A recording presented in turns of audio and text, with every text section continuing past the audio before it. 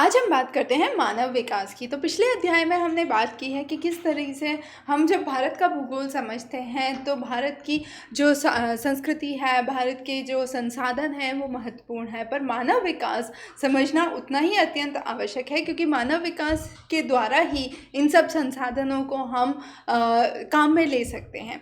तो अगर हम बात करते हैं कि वृद्धि और विकास, इन दोनों में क्या अंतर है, जिसे हम ग्रोथ और डेवलपमेंट कहते हैं। तो वृद्धि का मतलब होता है कि सिर्फ आंकड़ों में बढ़ोतरी, जबकि हम जब विकास की बात करते हैं, डेवलपमेंट की बात करते हैं, तो हम समझते हैं कि हमारे आसपास का पूरा वातावरण, जिसे हम कहेंगे कि जो स्टैंडर्ड ऑफ लिविंग है वो बेहतरीन हो रहा है।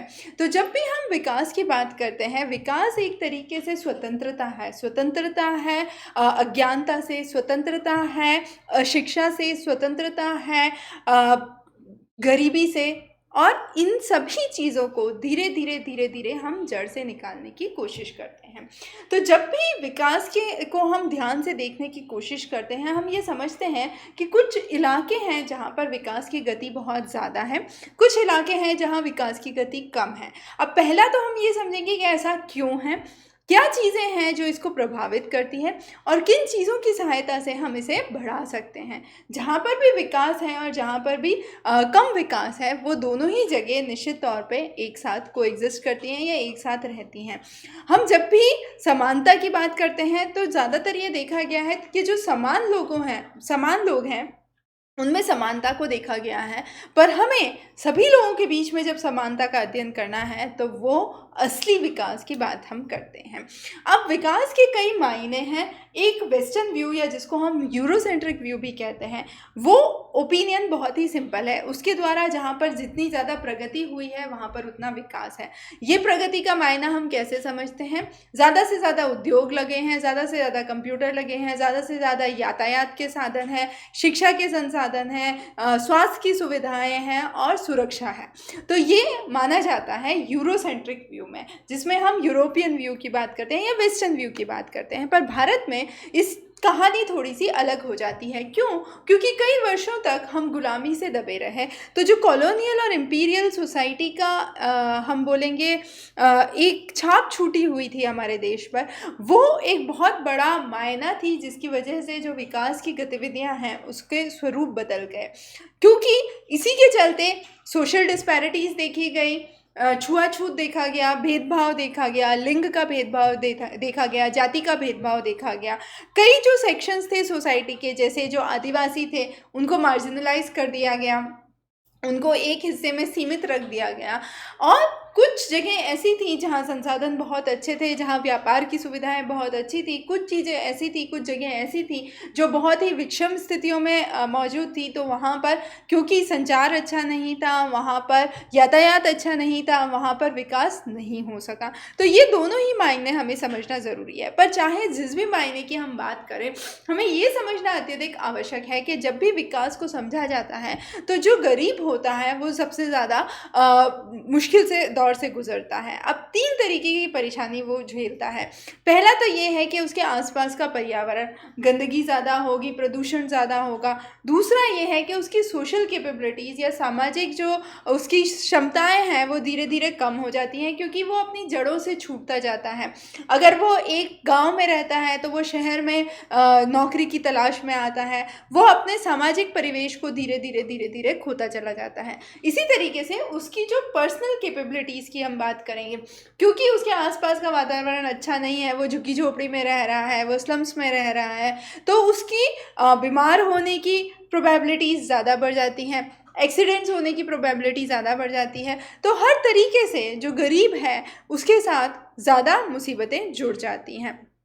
तो जब भी हम विकास को समझने की कोशिश करते हैं, एक बहुत ही अच्छा इंडिकेटर जो यूएनडीपी द्वारा दिया गया है वो है ह्यूमन डेवलपमेंट इंडेक्स, जिसमें ये कहा गया है बहुत ही सरल शब्दों में कि लोग विकास के आसपास नहीं उत्पन्न होने चाहिए, जबकि हम ये चाहते हैं कि जहाँ पर लोग हैं वहाँ पर विकास हो। तो जहाँ पर लोग हैं वहाँ पे उनको सुविधाएं पहुँचाई जाएँ, वहाँ पे नए उद्योग लाए जाएँ, वहाँ पर उनके स्वास्थ्य की सुविधाएं, शिक्षा की सुविधाएं पहुँचाई जाएँ। ऐसा नहीं कि यहाँ पर एक उद्योग खोलना है तो लोगों को अपनी जड़ों से निकाल के यहाँ पर ले आए और यहाँ पर हम डेवलपमेंट शुरू कर दें। तो डेवलपमेंट के मायने सशक्तिकरण से जुड़े हैं। व्यक्ति जितना ज़्यादा सशक्त होगा उतना अच्छा वो विकास के साथ जुड़ सकता है।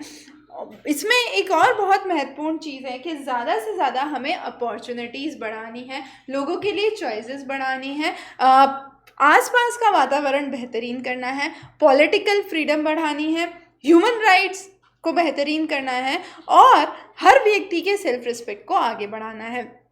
तो 3 चीज़ों को हम प्रमुख रूप से समझने की कोशिश करते हैं ह्यूमन डेवलपमेंट इंडेक्स में। वो है अच्छा स्वास्थ्य, तो लाइफ एक्सपेक्टेंसी ज़्यादा होनी चाहिए। फिर हम बोलते हैं ज्ञान या नॉलेज, जिसमें हम बोलते हैं कि मिनिमम जो मीन एज ऑफ स्कूलिंग 25 साल तक एक व्यक्ति की कितनी रही है उसका हम अभिप्राय लेते हैं और कितने साल उसको स्कूल में रहना चाहिए, तो वो उसका एक नॉलेज बेस हो गया। और तीसरा है डिसेंट लेवल ऑफ लिविंग, जिसमें हम बोलते हैं कि ग्रॉस नेशनल इनकम कितनी है पर कैपिटा। ये तीनों ही इंडिकेटर्स का अगर हम ज्योमेट्रिक मीन निकालें तो हम बोलेंगे कि वो एक HDI का मापक है। अब HDI के लिए हम इन तीनों का क्यूब रूट ले लेते हैं। लाइफ एक्सपेक्टेंसी कितनी है, नॉलेज कितनी है और डिसेंट लिविंग स्टैंडर्ड कितना है। ये वैल्यूज़ का जब हम क्यूब रूट लेके ज्योमेट्रिक मीन निकालते हैं तो हम समझते हैं कि हर देश HDI पैरामीटर पे कितना कर रहा है, हर देश का हर राज्य कैसा कर रहा है। तो अगर हम भारत की बात करें तो रीसेंट HDI स्कोर के अनुसार भारत का 129th रैंकिंग था, जो कि कई सारे एशिया के देशों से भी पीछे है। तो निश्चित तौर पे हमें इन तीनों पैरामीटर्स पर बहुत ध्यान देना होगा। और ये भी एक समझने की चीज़ है कि HDI जो ह्यूमन डेवलपमेंट इंडेक्स कहा गया है वह एक विकास का मापक है, पर फिर भी इसमें कई सारी चीज़ें छूट गई हैं, जैसे गरीबी छूट गई है, सिक्योरिटी या सेफ्टी का इशू इसमें छूट गया है, सशक्तिकरण या एम्पावरमेंट का इशू इसमें छूट गया है, और इनइक्वालिटीज़ जो कि समाज में स्थित हैं, सोशल इनइक्वालिटी, सोशल डिस्क्रिमिनेशन, वो यहाँ पर छूट गया है।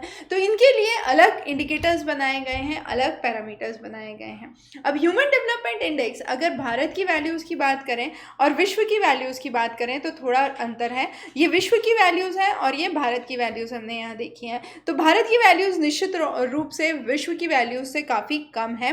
कई सारे फैक्टर्स इससे जुड़े हुए हैं, कई सारे कारक इससे जुड़े हुए हैं, जैसा कि हमने समझा कि भारत पे कई सालों तक अंग्रेज़ों का शासन रहा, कई सारी जो हमारी सामाजिक और सांस्कृतिक जड़ें हैं वो प्रभावित हुई, समाज में कई तरीके की सोशल डिस्क्रिमिनेशन पैदा हुआ, जिसमें हम बोलेंगे कि ये हो सकता है शेड्यूल कास्ट के लिए हो, ये शेड्यूल ट्राइब्स के लिए हो, ये महिलाओं के लिए हो, ये आदिवासियों के लिए हो, ये जनजातियों के लिए हो। पर हर हद तक हमने समझा है कि चाहे क्राइम का प्रपोर्शन हो, चाहे टेररिज्म का प्रपोर्शन हो, ये सारे ही चीज़ें जो हैं इससे प्रभावित होती हैं या इससे गवर्न होती हैं। अगर दूसरे राष्ट्र जो विश्व के टॉप 5 राष्ट्रों की हम बात करें, नॉर्वे, स्विट्ज़रलैंड, आयरलैंड, जर्मनी और हांगकांग, तो उनकी रैंकिंग HDI में एक्सेप्शनली ज़्यादा है। अगर हम पीछे रैंकिंग पे देखेंगे तो विश्व की रैंकिंग में जो इंडेक्स था वो 0.73 था, जबकि यही इंडेक्स नॉर्वे का 0.9 है। लाइफ एक्सपेक्टेंसी 82 ईयर्स के आसपास है। जो average expected school of age years of schooling है वो 18 साल है, और gross national income per capita लगभग 68,000 पर कैपिटा इनकम डॉलर्स में है। तो डेफिनेटली बहुत अच्छा स्टैंडर्ड ऑफ लिविंग वहाँ पर माना जाता है। अगर भारत में हम कनेक्टिविटी और डेमोग्राफी की बात करें तो निश्चित तौर पे जनसंख्या बहुत ज़्यादा है और जो स्किल्ड वर्कफोर्स है वो बहुत कम है, सिर्फ 17% ही है। तो जो पर कैपिटा इनकम है निश्चित रूप पे वो कम है। एजुकेशन में जो एक्सपेक्टेड ईयर्स ऑफ स्कूलिंग है वो सिर्फ 12 वर्ष है, जबकि हमने देखा कि नॉर्वे में ये 18 वर्ष के आसपास है। जो gross national income per capita है वो सिर्फ 6,000 है, जबकि वहाँ पर हमने देखा कि 68 है, लगभग 10 गुना ज़्यादा है। इसी तरीके से इनइक्वालिटीज़, जेंडर डिफरेंसेस भारत में बहुत ज़्यादा देखे गए हैं। तो ये कई सारे पैरामीटर्स हैं जो हमें देख के समझ के चलना होगा कि किस तरीके से डेवलपमेंट ज़रूरी है। अगर अगर हम 2019 की रिपोर्ट की बात करें तो 3 पैरामीटर्स यहाँ पर लिए गए थे, बियॉन्ड इनकम, बियॉन्ड एवरेज और बियॉन्ड टुडे। बियॉन्ड इनकम का मतलब ये है कि हम ह्यूमन विकास या मानव विकास में जो इनइक्वालिटीज़ हैं, जो विभिन्नताएं हैं, उनको समझने की कोशिश करते हैं। बियॉन्ड एवरेज में हम देखते हैं कि ना सिर्फ इनकम की इनइक्वालिटीज़ पर जेंडर की इनइक्वालिटीज़ को समझना भी ज़रूरी है। और बियॉन्ड टुडे में हम देखते हैं कि किस तरीके से क्लाइमेट चेंज हुआ, किस तरीके से टेक्नोलॉजिकल पोटेंशियल को हमने डेवलप किया।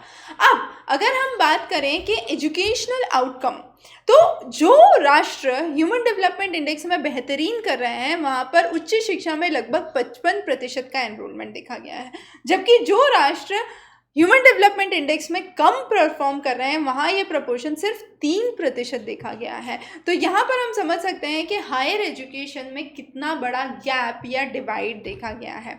इसी तरीके से अगर हम हेल्थ, टेक्नोलॉजी, एजुकेशन की बात करें तो बहुत सारे पैरामीटर्स ऐसे हैं जिसमें जिन राष्ट्रों में कम एचडीआई देखा गया और कि जिन राष्ट्रों में ज़्यादा एचडीआई देखा गया है वहाँ पे बहुत डिफरेंस है। जैसे एजुकेशन के क्षेत्र में जो राष्ट्रों में कम एचडीआई रैंकिंग वाले राष्ट्र हैं वहाँ पर सिर्फ हम कहते हैं कि 42% एजुकेशन देखी गई है, जबकि जिन राष्ट्रों में एचडीआई अच्छा देखा गया है वहाँ पे 93% तक एजुकेशन देखी गई है। इसी तरीके से लाइफ एक्सपेक्टेंसी 80 सालों तक देखी गई है। दूसरी तरफ जहाँ देशों में जहाँ कम एचडीआई है वहाँ पर लाइफ एक्सपेक्टेंसी 60 से भी कम देखी गई है।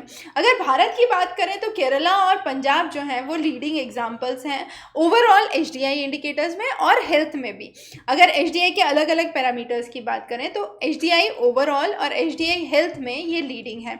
अगर एजुकेशन की बात करें तो केरला, लक्षद्वीप और मिजोरम 3 स्टेट जो हैं ये फीमेल लिटरेसी में टॉप करते हैं। इसी तरीके से अगर हम इनकम की बात करें तो इनकम के नज़रिए से अगर हम देखें तो महाराष्ट्र, तमिलनाडु में सबसे ज़्यादा आपका इनकम पाया गया है। जो इनकम इंडेक्स है वो हाई पाया गया है। तो ये हम स्टेट वाइज समझने की कोशिश कर रहे हैं। पर जब भी हम मान लीजिए कि जैसे हमने साक्षरता की ही बात की तो साक्षरता सिर्फ ओवरऑल साक्षरता से गवर्न नहीं होती या लिटरेसी ओवरऑल लिटरेसी से गवर्न नहीं होती। हमें ये भी समझना पड़ेगा कि महिलाओं में, आदिवासी जनजातियों में, शेड्यूल कास्ट, शेड्यूल ट्राइब्स में, एग्रीकल्चरल लेबर्स में, मार्जिनल लोगों में कितनी साक्षरता देखी गई है और वहाँ कितनी विकास की दर है। तो वो विकास की दर एक इम्पॉर्टेंट या एक महत्वपूर्ण मानक है ये समझने के लिए कि मानव विकास कितने आगे जा चुका है। इसी तरीके से अगर हम आर्थिक इंडिकेटर्स की बात करें, इकोनॉमिक इंडिकेटर्स की बात करें तो जीएनपी पर कैपिटा एक इम्पॉर्टेंट इंडिकेटर है जो कि हम देख रहे हैं कि भारत में एक सिग्निफिकेंट इंक्रीज पाया गया है पिछले कुछ 10 वर्षों में। ये जीएनपी या ग्रॉस नेशनल प्रोडक्ट, आपका gross domestic product plus net factor income from abroad या फॉरेन से कितना इन्वेस्टमेंट आ रहा है उसको हम समझने की कोशिश करते हैं।